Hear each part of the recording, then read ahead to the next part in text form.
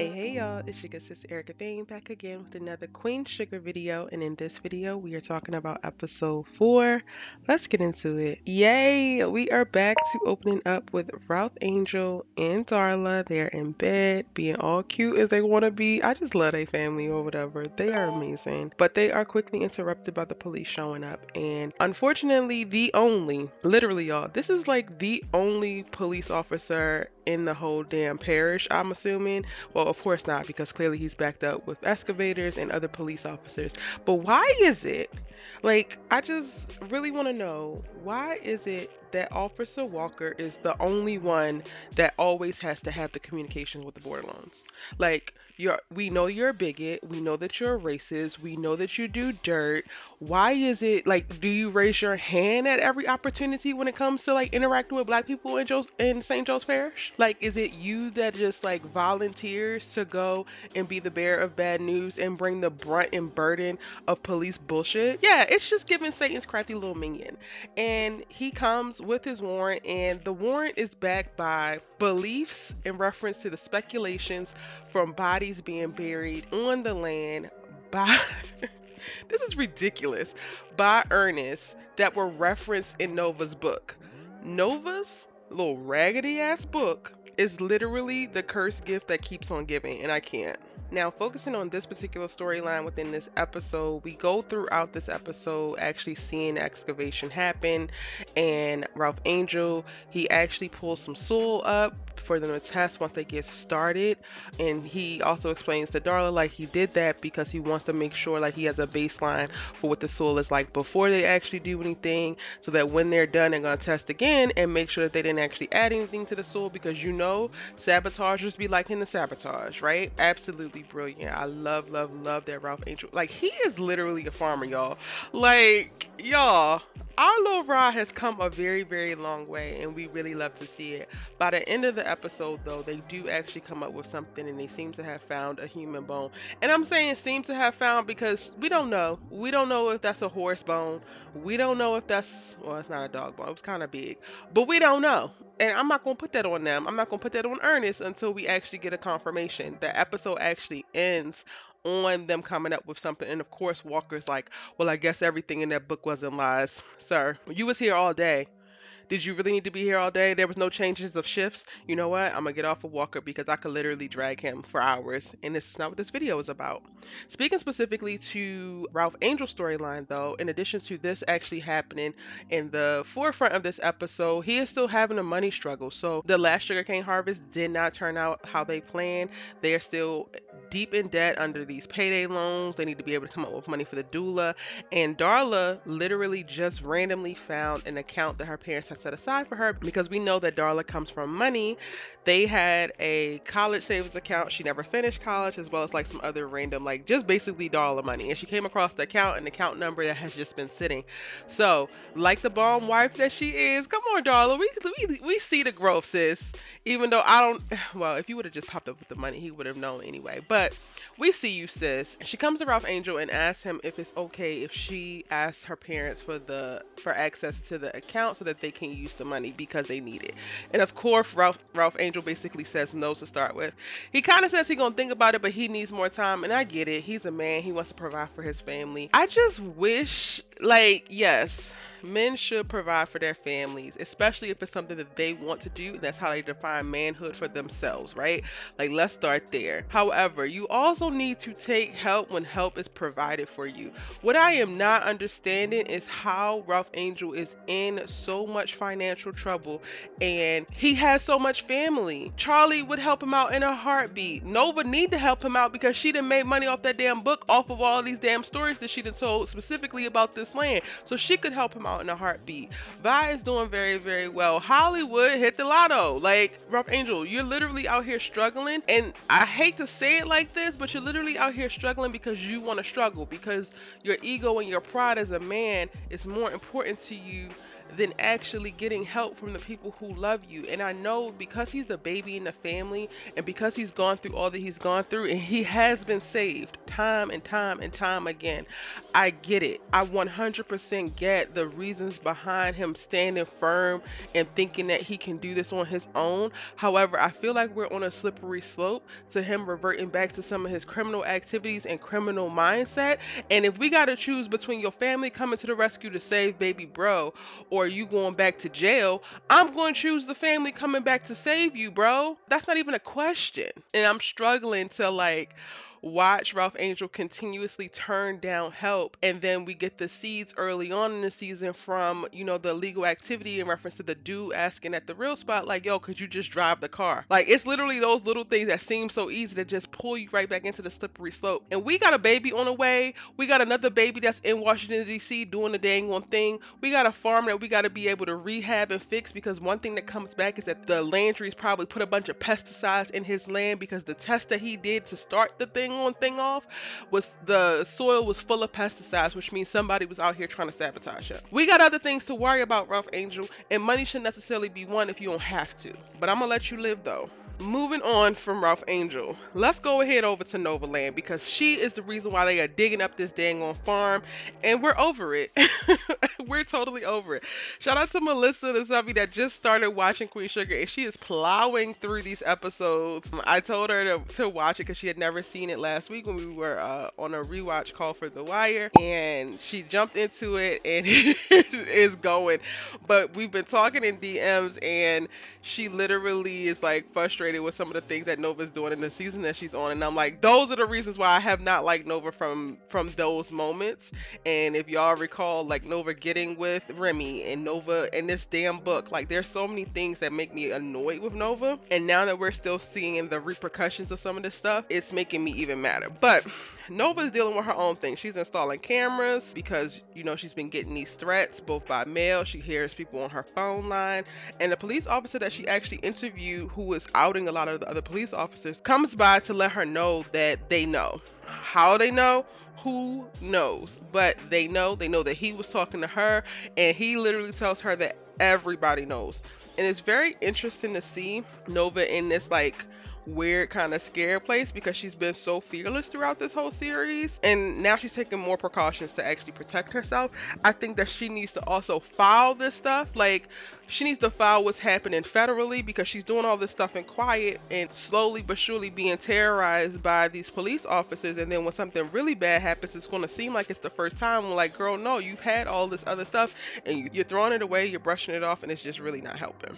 Also on Nova's and Dominic, I finally got his name, y'all. I looked it up because I was like, I gotta stop calling this man a neighbor. Dominic comes over to reassure her quite a few times. So when she's installing the cameras, he's like, yo, let me know when you're coming home late and I'll come out and look out for you. I'm just ready for them to go ahead now, because watching their little back and forth is like, all right, this is cute and all, but where are y'all going? Because I feel like this is flirting, but it also feels like you being a good person, and I just really need to have clarity. And then he also comes over while she is stressed and smoking weed on the porch, and they kind of get to know each other a little bit better right after the other police officer came to let her know what was going on. And it's interesting to see how that will develop. Aside from her security issues and the police threatening Nova on the back end, her other part of her storyline in this episode is her actually making amends with Billy.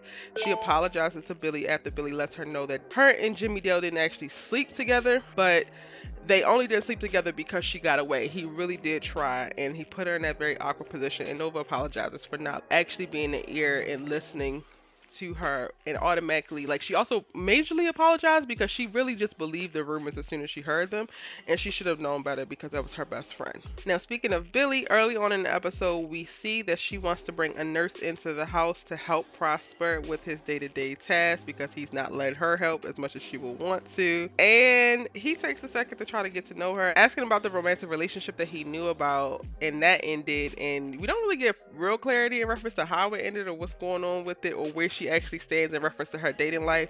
But Prosper's like, if you don't feel comfortable talking to me, go ahead and talk to like some of your friends. And she says this quote that just reverberates for me throughout the episode. She says, friends are enemies you haven't made yet. And I'm just like, girl, if that's how you thinking, your life looking real bleak, honey child.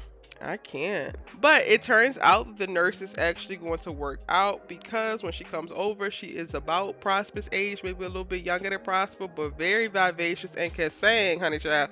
So he actually winds up enjoying the nurse's company, and it feels like he's smitten by her almost immediately, and we love to see it. Prosper deserves. Now, on to the other Bordelon sibling, Charley Davis West. I love where Charlie's story is going. I love seeing her each week and how she is just standing tall in her choices and really, really just exuding confidence and control and love. And she has allowed herself to surrender. It's just like she's such a powerful, amazing woman. But even watching her in the processes that she's gone through, from, her contracting COVID, to her forgiving Davis, to her conceding and seeing her son Micah as the man that he's becoming, all these moments of surrender. It's just so beautifully done. And in this episode, we get to see her first on Gail's CBS talk show. And this is a huge talk show, morning show, where she's doing press around her future political ambitions, which is as to be expected. However, talk shows being talk shows, and mess being a part of talk shows, they decide, or Gail decides, to bring up the breakup. And not only do they bring up the breakup between her and Davis, but they actually play the clip from her getting pulled off of the dang on basketball court when she went there and lost it after she found out that the cheating rumors were true. That was a bit much. That was kind of OD. I don't think that they needed to play that clip. I mean, if I was a producer of the show, I guess that's what, brings in the ratings and all that. But that to me just really, really read disrespectful. And I was annoyed for her. Like, the moment that the clip started playing, I was just like, okay, now I'm ready to fight. But Charley handled it beautifully. She literally spoke with such eloquence and such poise and such strength and such honesty. Like, she didn't make any excuses for Davis, but she also didn't allow Gail to position it or continue to position it like it was going to be okay to bash him.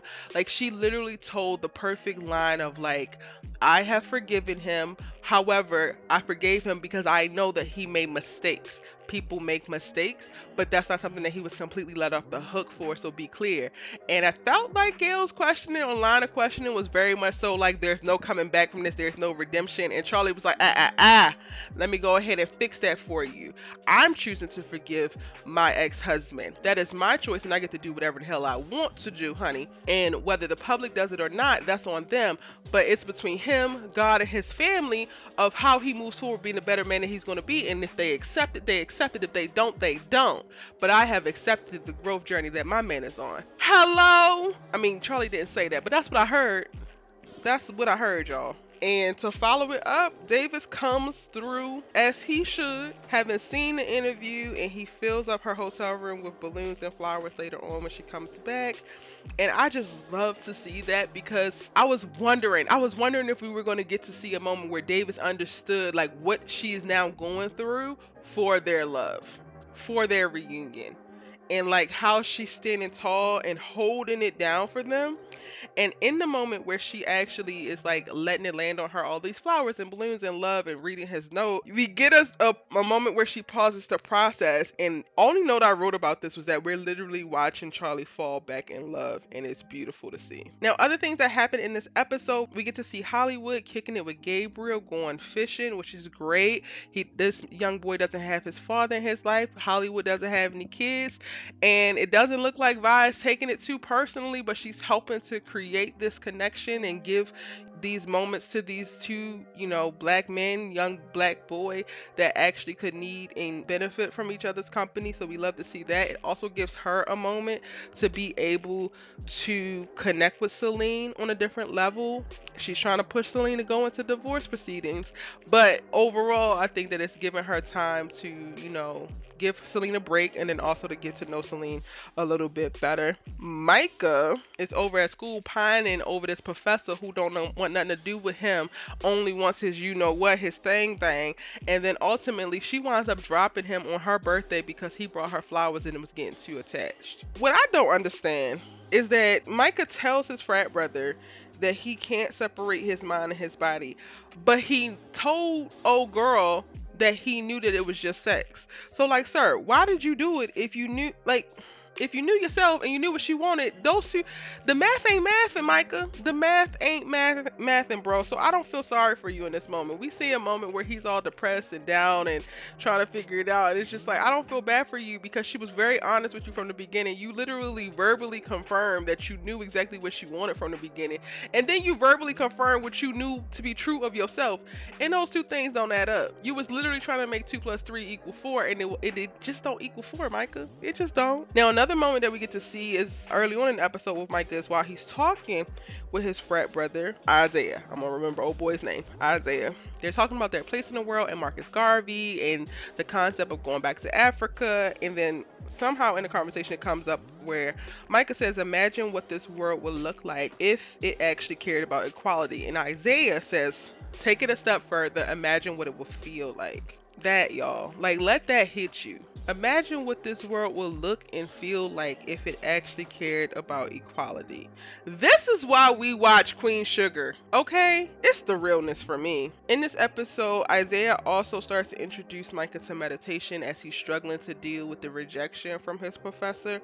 And I think that this is the jumping off point where we're going to see them really connect on a deeper level as we see their friendship and relationship grow. All right, y'all, that is my full breakdown for the episode 4, To a Different Day, Queen Sugar Season 6. If you haven't already, be sure to hit that subscribe button and join the tribe. Turn your bell notification on so that you can make sure that you are alerted when I post a new video. Sometimes you might miss it because YouTube be tripping, but turn the bell notification on so that you won't miss out. All right, and if you missed any of my previous Queen Sugar videos, I have the playlist link for you on screen.